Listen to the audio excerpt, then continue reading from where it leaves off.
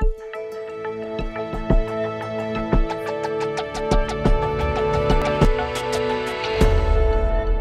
Public Authority for Civil Information, PACI, is responsible to record data about people, businesses, and addresses. All these entities are linked together with a unique identifier called PACI number. We are using mainframe as our data repository. In 2011, PACI started the GIS program, and we have geo-enabled our mainframe data with a 99.7%. In 2013, PACI started to provide GIS services to government, private, and startups. Currently, we have more than 100 partners. Sharing is in our DNA. In 2013, we have released a GIS-based hyperlocal search mobile and web application called Kuwait Finder. Kuwait Finder, today we have more than 650,000 users with an average monthly of 120,000 active users. These users are generating more than 4 million search operations monthly. In March 2018, we have released a country-level street view for all of Kuwait, and we are still working to enhance and provide better services. The state of Kuwait is executing a huge infrastructure project all over the country. This raised a challenge for us. How can we update our GIS data according to these changes? Kuwait Finder is generating more than 300 million anonymized GPS logs monthly. Hence, the idea came to us, how can we utilize the GPS points generated from Kuwait Finder to identify our priority areas? Working with these massive data requires the use of the proper tools in order to handle, visualize, and analyze. We used ArcGIS Geoanalytics Server to handle this. Yahya will show us how this was done. Yahya? Thank you, Meher. Visualizing such massive data of monthly 300 million GPS records would be a struggle. The only way to visualize such massive data is to aggregate it into a way that you can actually understand.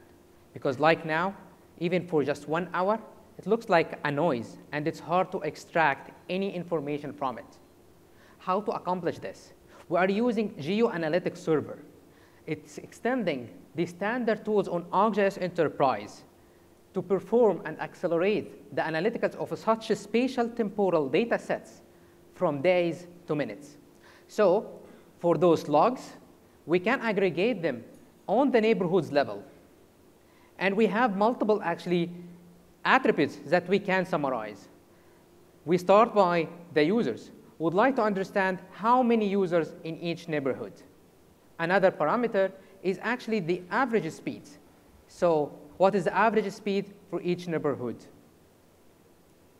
By running this tool, it will come back to us in minutes, telling us a far better visualization of this massive spatial temporal data sets. This representation is telling us which neighborhood has more activity in terms of number of users and average speeds bottlenecks relative to each other. Thank you. GeoAnalytics Server provided us with our initial priority areas in the neighborhood level or more granular to block level. But this is not enough. We need to understand the hidden patterns and data structure inside our data. We used insights to analyze and explore these patterns.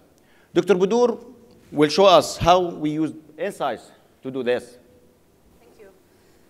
We used insight to explore and analyze our anonymized GPS data. We used different techniques to visualize our data. At the same time, we are mapping these key attributes to see how it's distributed. When visualizing cross-linked variables, we can see the impact of one attribute in relation to the others. In order to be able to understand any hidden patterns, we correlated different attributes that we have. We use these correlations to create scoring schema in order to prioritize our data. Based on these scoring systems, we created a criteria-based priority list, which is given on 2 levels. The first top 5 count and use neighborhood list, the second top 5 count and use neighborhood list. At the end, the outcome provides informed decisions rather than random, biased, and personalized decisions. Having the output that we got from Insight needs to be validated. We need to apply deeper analytics in order to be sure that the result that we are getting is correct. We used ArcGIS Pro analytics to validate our data. Yahya will display this for us. Using ArcGIS Pro model builders helps us in combining both of geoanalytics tools and standard tools side by side to build such a model which helps in identifying which are the areas that we need to focus on based on the progression over time. It starts by creating space-time cube, as you are seeing it on the right side. Those space-time cubes are of 1 kilometer precision. So for each of those areas, we can understand and see the pattern, how it's evolving over time, and which are the hot spots in each one of them. So the next with this is actually to go to the next level, which is calculating an emerging hotspots based on all the various attributes that we have. Having this output help us actually in prioritizing the areas that we really need to focus on, because they have actually a pattern change over the recent few months showing activity in terms of number of users and behavior change of speed and timings as well. From this, we come up with the top developed areas.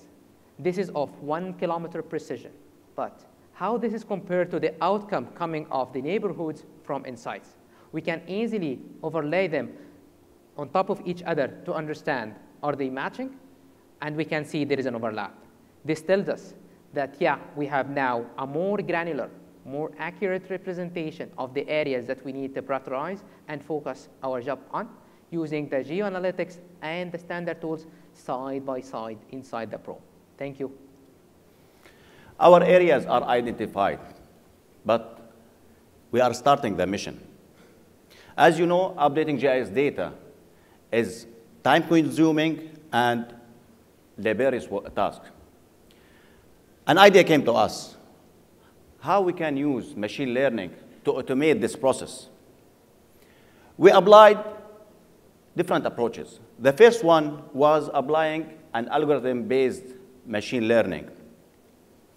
We used machine learning to extract street segments from the displaced, non-snapped GPS points on the streets and get the extracted streets using elastic principal graphs and self-organizing maps, as you can see from this picture. The second approach that we have applied, we decided to use deep learning and computer vision to extract the street outlines from our newly captured satellite imagery in order to update our data. This work is still evolving. Comparing it with reality shows very promising results. Data-driven decisions is our way for efficiency and productivity. Thank you, everyone.